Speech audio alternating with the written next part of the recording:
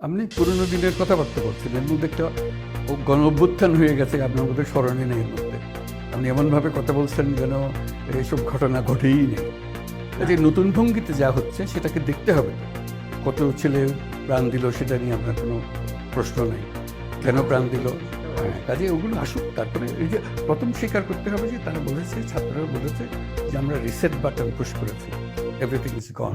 সাম্প্রতিক সময়ে আমি ডক্টর মোহাম্মদ ইউনূসের বক্তব্যগুলো শুনে যার পর্যায়ে মুগ্ধই হচ্ছি। আসলে ওনার অন্যান্য বক্তব্যগুলো ওইভাবে শোনা হয়নি বিগত সরকারের আমলে, বাট এখন যখন শুনছি মানে জাস্ট অবাক হয়ে যাচ্ছি। দেখেন, উনি কিন্তু খালেদা জিয়ার থেকে বয়সে বড়, বেশ বড়।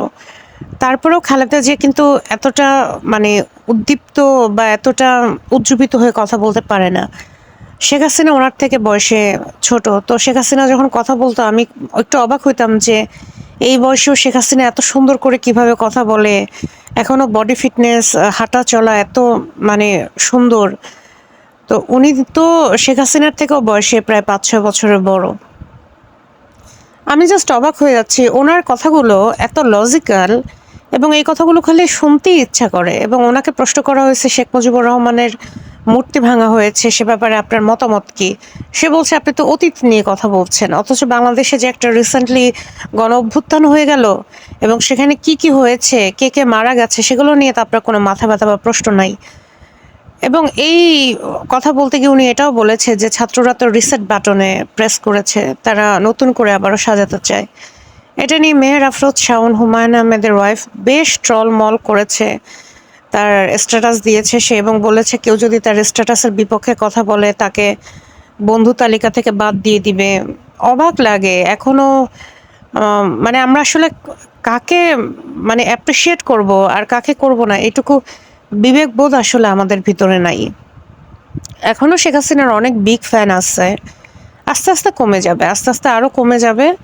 কারণ যে হচ্ছে দেশের কর্মীদেরকে রেখে পালিয়ে যেতে পারে এবং দেশের কর্মীরা এখন সবার তো আর ওই অবস্থা নাই যে ভারতে পালিয়ে যাবে বা অন্য জেলায় গিয়ে আশ্রয় নেবে। এবং শেখ হাসিনা কী করেছে সেটা উনি খুব ভালো করে জানে এবং আস্তে আস্তে একটা একটা জিনিস তো প্রকাশ হচ্ছে। এইরকম অবস্থায় উনি ওনার কর্মীদেরকে রেখে পলায়ন করেছে, তো সেই কর্মীরা কি ওনাকে সাপোর্ট করবে? উনি মাঝে মাঝে ভয়েস রেকর্ড ইচ্ছা করে ফাঁস করে, ভাবে এগুলা দিয়ে হচ্ছে কর্মীদেরকে উজ্জীবিত করা যাবে এবং কাইন্ড অফ এগুলোর দিক নির্দেশনা।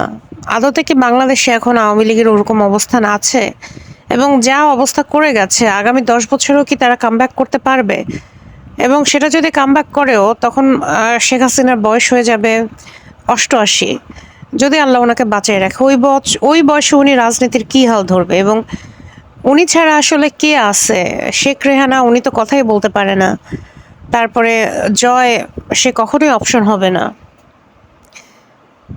ডক্টর মোহাম্মদ ইউনূসকে যে পরিমাণ ভুক্তভোগী করানো হয়েছে, তাকে দিয়ে 8তলা সিঁড়ি বানানো হয়েছে এই বয়সে, লিফট বন্ধ করে দেওয়া হতো, মামলার পর মামলা। এগুলো কি ইউনূস ভুলে গেছে? এগুলো ইউনূস কোনোদিনই ভুলবে না। আমি যদিও বিএনপিকে সমর্থন করি, তারপর আমি চাই যে এগুলোর একটা সুরাহা হয়ে তারপরে হচ্ছে ইউনূস সরকার বিদায় নেক। কারণ শেখ হাসিনাকে আইনের আওতায় আনতে বিএনপি কখনোই পারবে না, এটা ডক্টর মোহাম্মদ ইউনূসের দ্বারাই সম্ভব। কারণ আন্তর্জাতিক মহলে বাংলাদেশের সবচেয়ে বেশি গ্রহণযোগ্য ব্যক্তি হচ্ছে ডক্টর মোহাম্মদ ইউনূস।